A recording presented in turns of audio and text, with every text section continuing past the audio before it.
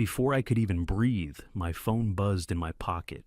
I glanced down. New email, the subject line, offer letter, Marwood Partners. My hands started shaking. I opened it under the desk, while my screen still glowed blank. Base salary, $460,000. Equity, 15%. Title, Head of Client Development, full autonomy. I laughed. Not because it was funny, because it was so damn perfect. Trina had just nuked my entire year's work thinking it was a joke. Meanwhile, a team of former clients had been watching behind the scenes, waiting for the right moment to pull me. That moment didn't just sting, it cracked everything wide open. Quick note, before we get into how it all started, tell me, what city or country are you listening from right now? Because that wasn't just some bad day at work. That was the tipping point. The culmination of 17 months spent in a job nobody wanted, doing work nobody respected, until they couldn't live without it. You don't get to that kind of moment overnight. It started a year and a half earlier. I was 29, living in Indianapolis, and desperate to prove I could do more than just survive corporate life. And it all began with a role everyone said was a waste of time. I walked into South Cross Logistics on my first day wearing a button-down shirt that didn't quite fit and shoes I'd bought on clearance the night before. The office was all white walls, gray cubicles, and the smell of stale coffee. No one looked up when I came in. Trina met me at the door with a printed badge and zero expression. Client Success Coordinator, she said, holding the badge between two fingers like it might bite. It's a made-up title, just so you know. We walked past rows of people tapping away at keyboards. No one spoke. She didn't bother with small talk, just led me to a half desk wedged between a filing cabinet and the printer. This is you. Don't expect much help. The last guy ghosted without finishing offboarding. Then she looked me dead in the eye and said, "Real value is in systems, not smiles." Remember that I nodded like I agreed. I didn't. But I wasn't dumb enough to argue on day one. The first week was chaos. No one told me what software we used. My logins didn't work. I couldn't even find the client list. I ended up digging through the CRM and digging harder through a forgotten email archive the last guy left behind. Buried in there were hundreds of client messages, most of them ignored or answered with one-liners that might as well have said, "Don't care." That's when it hit me. The reason this job was unfixable wasn't because clients were tough. It was because no one treated them like people. So I tried something basic. I listened. When Matt Gerber from Ironbridge mentioned his kid had just made varsity, I jotted it down. 2 weeks later, I brought it up on a follow-up call. "Hey, how's your son doing? Still crushing it on the field?" The man actually paused like he thought I was joking. "You remembered that?" he asked. I kept doing it. Birthdays, anniversaries. One guy casually mentioned he was remodeling his kitchen. I followed up a month later and asked how the cabinets turned out. He told me he'd never had anyone at a logistics company follow up on anything not tied to an invoice. All I was doing was paying attention and following through. No gifts, no stunts, just basic human decency. I tracked everything, logged every call, marked every conversation. If someone told me their dog died, I made sure not to ask about the dog the next time we talked. That should be obvious, but around here, it wasn't.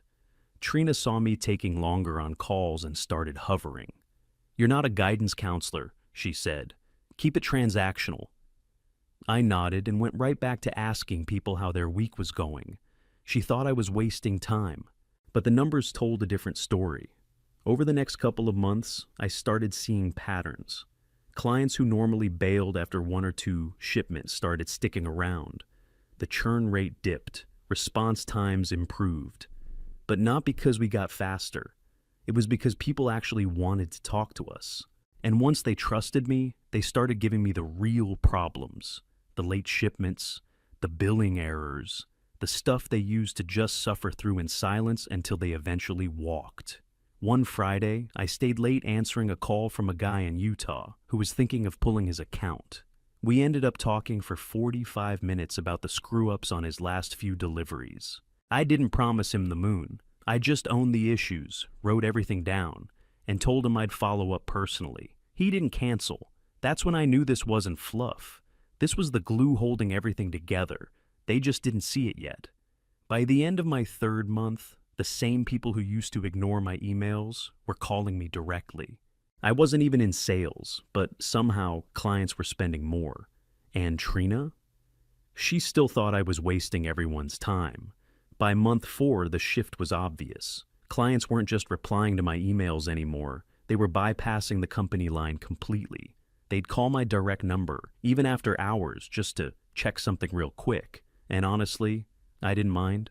Julie Tadden from Northwell Foods was the first big one. She called me about a damaged shipment, then ended up telling me about her store's 5-year anniversary. I jotted it down like I always did. 2 months later, I called her a few days before the date and said, "Congrats on 5 years. You still doing that sale with the free cupcakes?" She actually laughed. "You remembered that?" "No one forgets cupcakes," I told her. After that, she didn't call the main line again. Every time she needed something, it came through me. Not a ticket, not the portal, me. And it wasn't just her. I built a system on my end, not some complicated CRM overhaul, just clean, organized notes. If someone mentioned their anniversary, I flagged it. If their kid broke an arm, I followed up to see how they were healing. It wasn't fake. I actually gave a damn. That's what made it work. Trina saw me taking 30-minute calls and started lurking again. One morning, she leaned on my cubicle wall and said, "You're not a therapist." "Didn't realize empathy was against policy," I said, still typing. She didn't like that, just scoffed and walked off. What she didn't know was that while she was counting closed tickets, I was tracking something better: retention, upsells, contract renewals. I had a spreadsheet that tied every piece of client feedback to revenue impact. Matt Gerber renewed for another year with a 5% bump. Julie doubled her average order size. In 3 quarters, client churn dropped by 41%. I didn't celebrate it out loud. I just kept logging numbers, tying real results to fluff work no one else cared about. Trina called a team meeting one afternoon to remind us that soft skills are not deliverables. I stared at my screen while she droned on about process improvements. 2 rows behind me, I heard someone mutter, "Tell that to Northwell." I pretended not to hear, but I filed it away. By the end of the fiscal year, I had the numbers that mattered: $193,000 in net new revenue that could be directly tied to relationship notes. I didn't make guesses. I had names, dates, dollar amounts. I printed it, bound it, slid it onto Trina's desk with a sticky note. Q4 analysis requested by no one, but useful anyway. She didn't respond. Didn't even say thanks. But I knew she saw it. I watched her flip through it from across the floor. 2 days later, she scheduled a one-on-one. I expected a tear down. Instead, she asked a single question. "How are you getting them to stay?" I looked her dead in the eye and said, "I make them feel like they matter." She didn't write it down, didn't say anything, just nodded and ended the meeting early. That's when I knew she didn't get it, and never would. The clients weren't loyal to South Cross. They were loyal to the person who actually treated them like people. One night, I stayed late to catch up on follow-ups. It was snowing outside. The office was dead quiet. I was finishing up a call with Greg from Printworks. His driver had backed into a mailbox, and the client was pissed. I calmed him down, promised we'd cover damages, then asked if his daughter ended up getting into Clemson like she'd hoped. He exhaled like I just lifted a truck off his chest. "Yeah, early acceptance. Thanks for remembering, no problem." Congrats, man. After we hung up, I leaned back in my chair and looked around the empty office. Half the lights were off. Trina's door was shut, blinds pulled. I thought about that first day when she told me my job was made up. A temp gig dressed up in corporate clothes. That night, I knew I'd built something real, quietly, on my own terms. And the craziest part, I wasn't even close to done. The next week, we had our annual review meeting, full company Zoom call, CEO, department heads, the whole damn org. Trina sat 2 chairs down from me, stiff as plywood, not a word all morning. Then Marty Beringer, our CEO, pulled up the retention dashboard and said it out loud. I want to highlight the client success group. Retention's up, churn's down. Frankly, this is a model for client stability. Everyone turned toward our row. Some clapped. Trina didn't blink. Her jaw tensed like she was chewing nails. After the meeting, I packed up my laptop and headed for the break room to grab a soda. Didn't even make it past the elevator before I felt her behind me. "Whatever show you're running," she said, low and sharp, "it ends now." I turned around. "Not sure what you mean." "You're not special. You're just louder than the rest. Let's see what you've actually done." She handed me a file folder. Inside was a task list labeled Client Audit, Full Detail Request. She wanted a year-long breakdown of every interaction I'd had with every client. Names, dates, call lengths, topics discussed, impact to business, attached revenue, renewal outcomes, escalation notes, everything. It was clearly punishment. "Due in 2 weeks," she added, then walked off without another word. It was busy work. She thought it would slow me down, bury me in paper until I stopped standing out. But I didn't blink. I cleared my schedule, canceled every non-essential call, and went to work. I pulled every email thread, every voicemail transcript, every CRM note I'd logged since the day I got there, built a custom tracker from scratch, 51 pages, clean, organized, time-stamped. I didn't just tell a story, I mapped it, client by client, dollar by dollar. I showed how a 10-minute call about a vendor screw-up led to a 6-month renewal, how remembering a customer's dog's name helped us recover a stalled account, how every so-called inefficiency turned into money on the table. When I dropped the report on her desk, she didn't say a thing, just stared at it. "You wanted a breakdown," I said. "There it is." I walked out, head up, thought for a minute that maybe she'd finally get it. Maybe now she'd understand what I'd built. Instead, a week later, I got a calendar invite, mandatory team meeting, communication protocol review, whole department, no details, just a time, a room, and Trina's name on the invite. That's when I knew she wasn't planning to change. She was planning to strike. On the day of the meeting, I walked in and saw the big screen already on. My stomach dropped. She'd pulled up my audit. It was on the first slide. Client impact overview, personalization notes. I sat down. Everyone else filed in, quiet, unsure what we were about to see. Trina stood at the front like she was about to teach a class. "We're going to review some recent inefficiencies," she said, flipping to the next slide.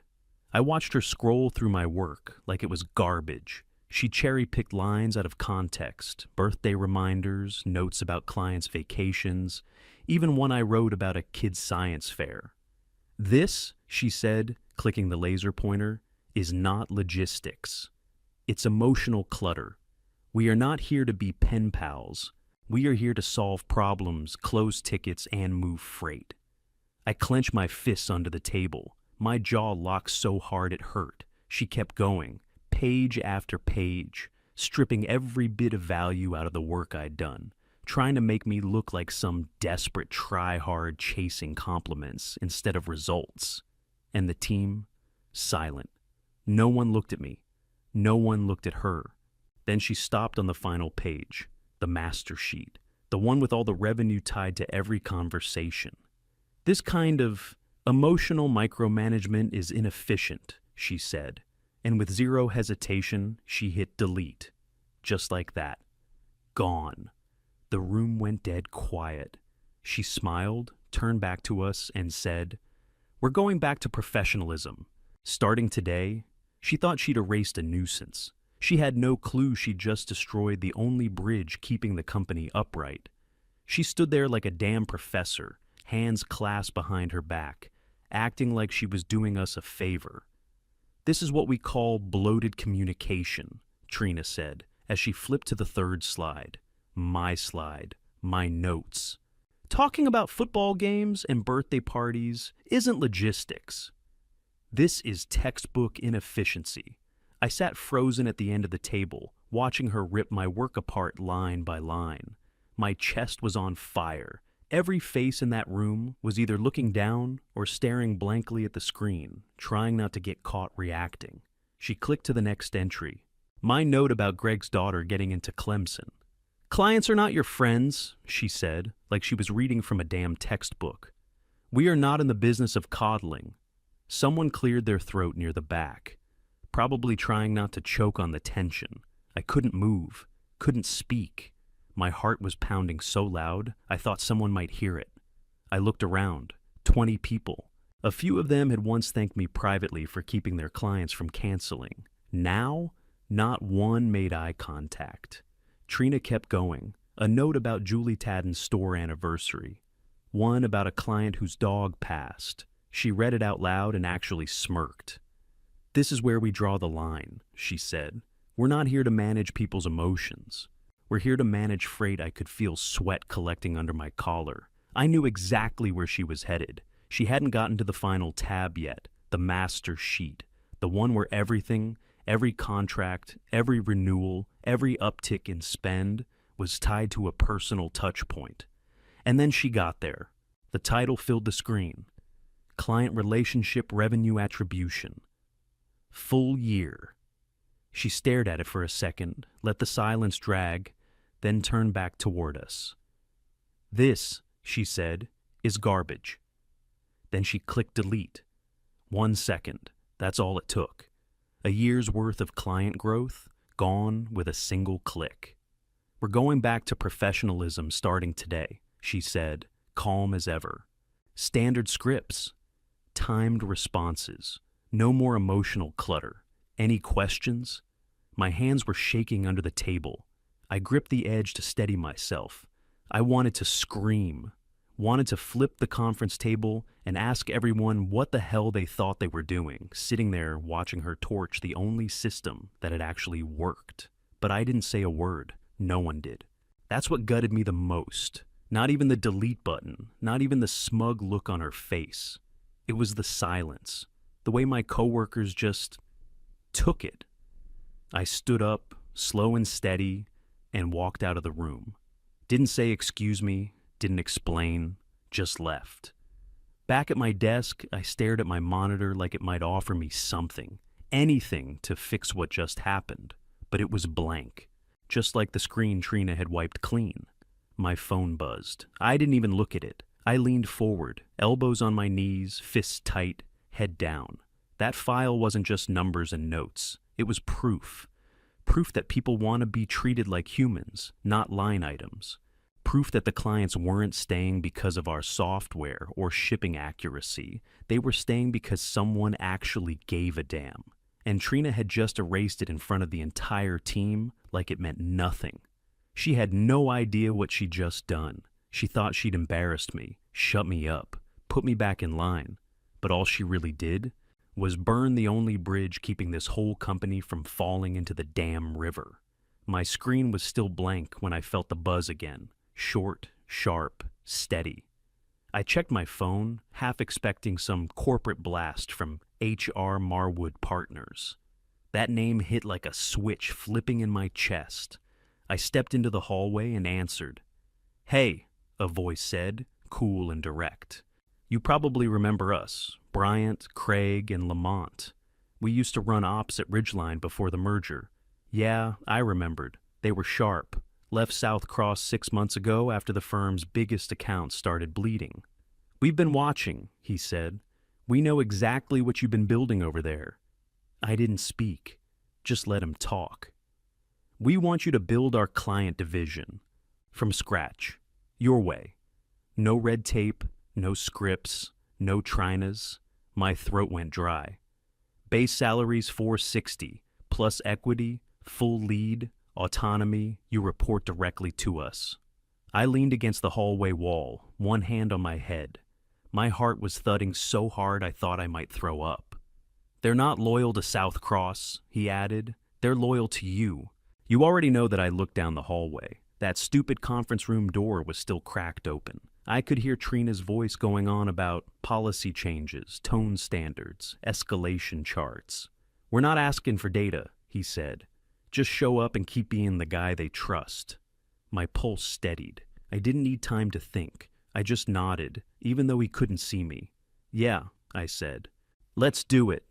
I ended the call and just stood there for a second, breathing, processing. Then I straightened my shirt, walked back into the meeting room, and took my seat like nothing happened. Trina was mid-slide, yapping about how standardization creates consistency. She noticed me and paused. "Any questions?" she asked. I looked around the room at every person who watched her gut me and stayed quiet. Then I stood up. "Yeah," I said, loud and clear. "I'm out."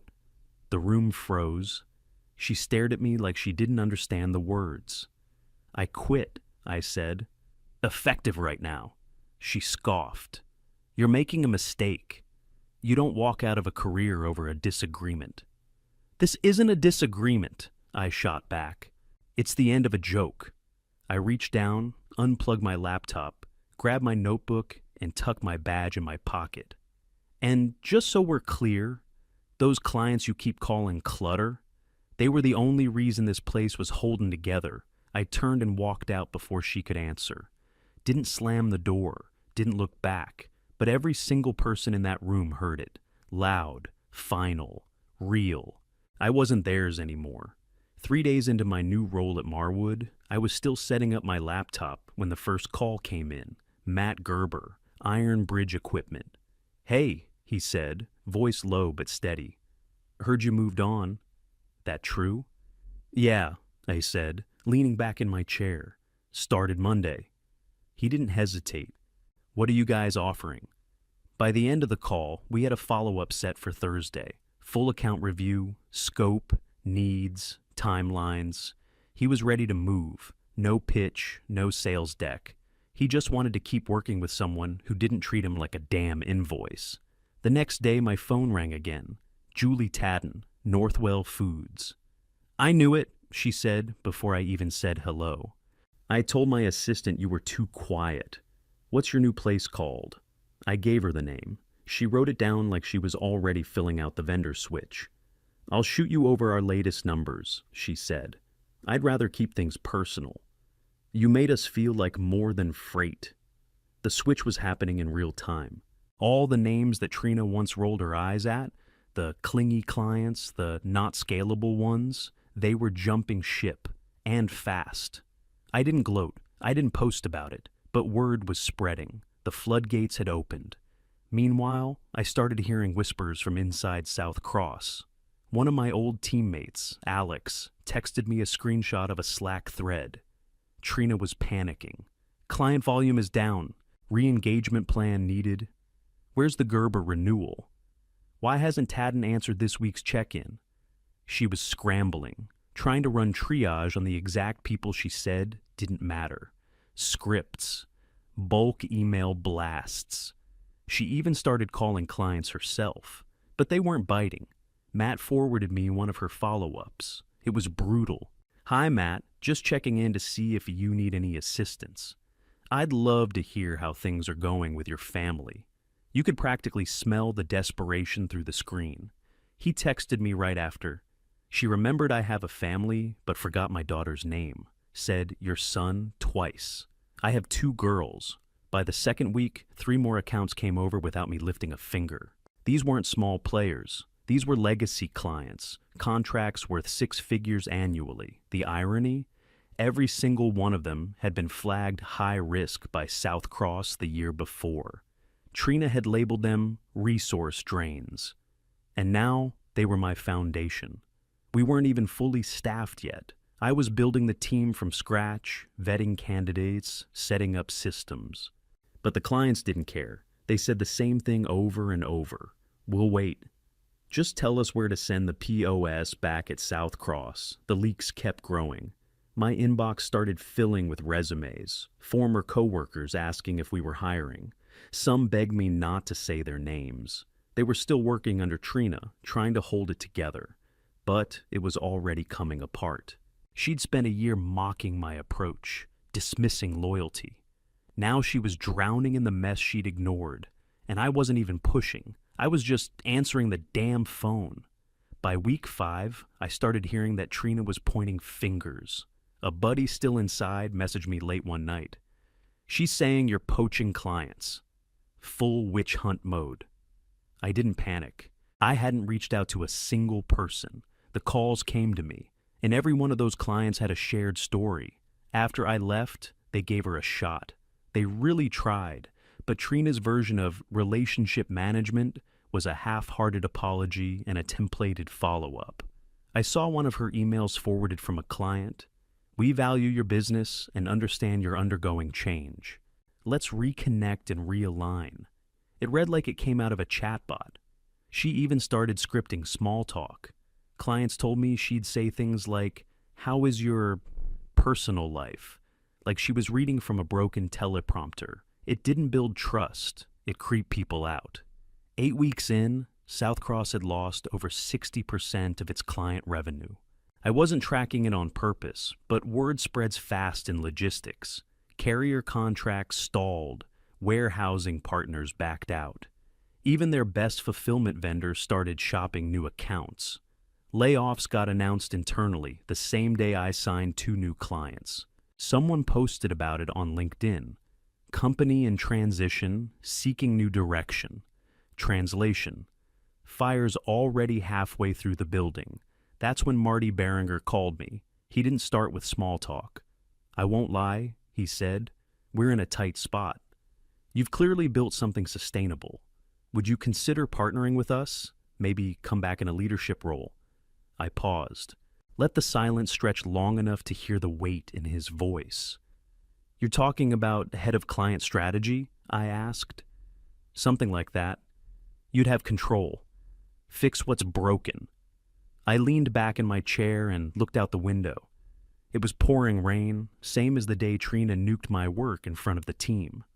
"I'm good where I am, Marty," I said, "but I appreciate the call." He didn't argue, just said, "Understood," and hung up. I didn't have to say "I told you so." He already knew. Trina didn't survive the next round of cuts. She was out by the end of that quarter. No public announcement, no farewell message, just gone. One day she was CCing the team on micromanaged directives, and the next, her name disappeared from the org chart. Word was she tried to spin the loss of clients as an external market shift. Said relationship turnover was a normal part of growth. The board didn't buy it. I got another text from Alex a few days later. She cleared out her desk in silence. Wouldn't even make eye contact. I didn't celebrate. Didn't say anything out loud, but deep down, it landed. This woman had tried to erase me, humiliate me, dismiss everything I'd built as fluff. And in the end, she got buried by her own blind spots. It wasn't just karma, it was clarity, cold and clean. By the end of the 6th month, I had my name on the door. Partner. I didn't beg for it, didn't angle or campaign. The numbers made the case for me. My division had just closed the firm's highest grossing quarter to date. Most of the revenue came from people South Cross couldn't hold on to. Clients who used to be high maintenance, unscalable, or, as Trina once put it, a waste of callback time. Now they were the foundation of something real. I'd built the whole damn engine off relationships no one else thought mattered, and I still hadn't made a single cold call. The damage was already done. Her playbook had been exposed. No context, no connection, just numbers and pressure. Maybe that worked in 2003. But now, clients were smarter, competition was sharper. Loyalty came down to who gave a damn. And nobody cared less than she did. I didn't pile on. I didn't need to. Her reputation followed her in all the ways she'd never believed mattered. My team? We were already 10 steps ahead. No scripts, no stiff check-ins, just sharp dialed-in reps who listened first and solved second.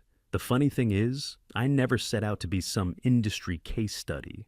I just didn't want to feel like a disposable number anymore. And in fixing that for myself, I fixed it for a lot of other people too. Trina never saw it coming. She thought relationships were fluff. Turns out they were the core. It's been just over 2 years. I run the client success arm at one of the fastest growing logistics consultancies in the country. We have doubled headcount, tripled our client base, and kept churn below 3%. Not because we're faster or cheaper, but because we listen. We don't measure calls closed per hour. We track satisfaction, referrals, real conversations. When someone calls us, they get a human. No scripts, no timer ticking down the second they speak. And, yeah, we still ask about the dog, the daughter's soccer game, the dad who passed last fall. Because people remember that. One client collects vinyl, another brews his own beer. One sends me photos of his golden retriever every Christmas. That stuff's not extra, it's the core. They stick around because they feel seen, valued, not managed. That's what Trina never got. She thought she was deleting some feel-good experiment, like I'd scribbled it in crayon during break time. But what she really deleted was the glue, the entire foundation holding her client base together. And when it all crumbled, she blamed everything but herself. I didn't destroy her career. She did that all on her own, one ignored call and lifeless follow-up at a time. Death by indifference. My revenge? It wasn't shouting, wasn't suing or flaming her on social. I never went scorched earth. I just succeeded, loudly, visibly, without her. Every team call I lead, every client win, every time I get pulled into a strategy session with senior partners, I know exactly how I got here. And it damn sure wasn't luck. The industry's caught up now. You want to keep a client in 2025, you don't out-discount the competition. You out-care them. You show up, follow through, and treat people like they're more than a line item. Connection isn't optional anymore. It's expected. If there's one thing I've learned from all of this, it's simple. Some people don't understand your value until they try to replace you. Trina tried, she failed. And the best part, every time the phone rings with a new referral, every time a legacy client tells us they're moving their business our way, every time I hear, we just wanted someone who actually gives a damn, I don't have to say a word. I just take the call because I didn't